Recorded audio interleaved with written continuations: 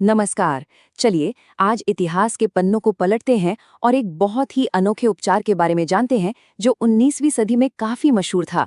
नाम है स्क्रोफोलोसोस्टेन और इसकी सारी जानकारी हमें सीधे इसके बनाने वाले काउंट मेटी के अपने ही ग्रंथों से मिलेगी।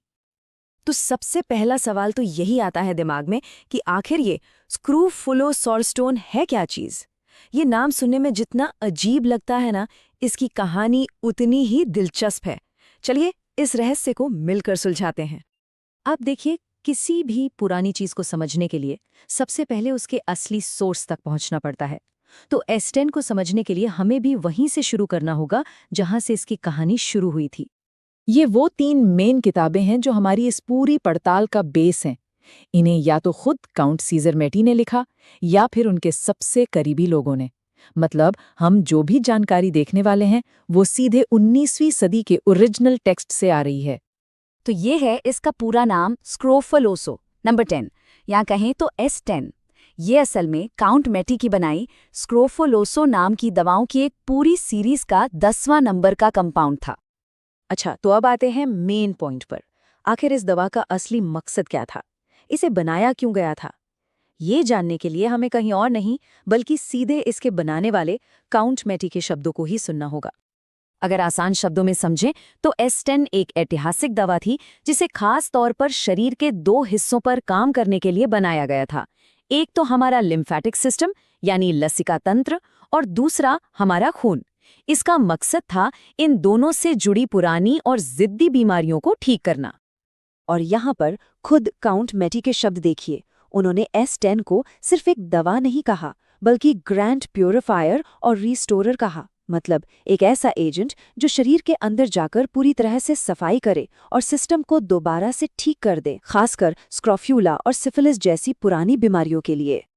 ठीक है, ग्रैंड प्यूरिफायर, ये सुनने में तो बहुत पावरफुल लगता है, पर सवाल ये है कि ये शरीर के अंदर जाकर करता क्या था। काउंट मेटी के हिसाब से इसका असर कहाँ और कैसे होता था। चलिए अब इसके काम करने के तरीके को भी समझ लेते हैं। और कमाल की बात यह है कि मेटी ने बिल्कुल साफ बताया था कि ये दवा शरीर के किन हिस्सों पर अटैक करती है।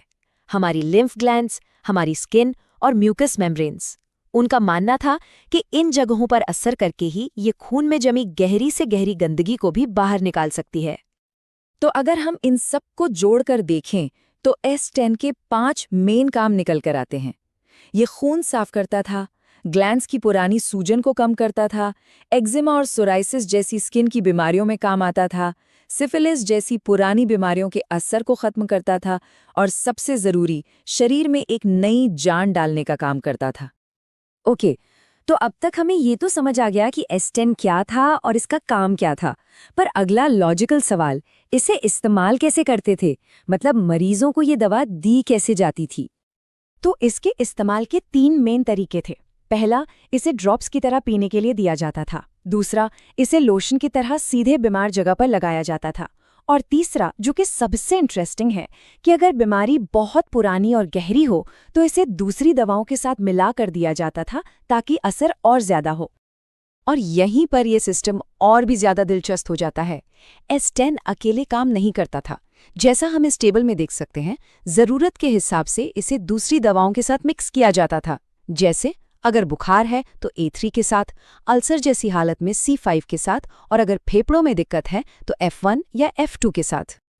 तो फिर वो कौन सी बीमारियां थीं जिनके इलाज के लिए S10 को खास तौर पर इस्तेमाल किया जाता था? ये टेबल हमें एक क्लियर पिक्चर देती है। स्क्रूफुला, पुराना सिफिलिस, सोरियासिस जैसे जिद्दी स्किन रोग, ग्लैंड्स में सूजन और पुराने न भरने वाले घाव। ये था S10 का मेन काम करने का एरिया। तो अब हम इस पूरे विश्लेषण के कह सकते हैं क्लाइमैक्स पर आ गए हैं। S10 के पीछे की जो पूरी फिलॉसफी है उसे काउंट मेटी ने सिर्फ एक लाइन में समेट दिया था। एक ऐसी लाइन जो हर चीज को एक साथ जोड़ देती है। तो चलिए देखते हैं S10 का असली सार खुद मेटी के शब्दों में। एक ऐसी तुलना जो इस दवा के काम करने के तरीके को हमेशा के लिए जहन में बिठा देगी। S10 मानव शरीर को वैसे ही साफ करता है जैसे आग धातु को साफ करती है। जरा सोचिए इस एनालॉजी के बारे में। मेटी के लिए S10 शरीर के अंदर की एक आग की तरह थी जो धीरे धीरे हर तरह के जहर और गंदगी को जलाकर राख कर देती थी और शरीर की असली ताकत यानी लिम्फ की जान को वापस लौटाती थी।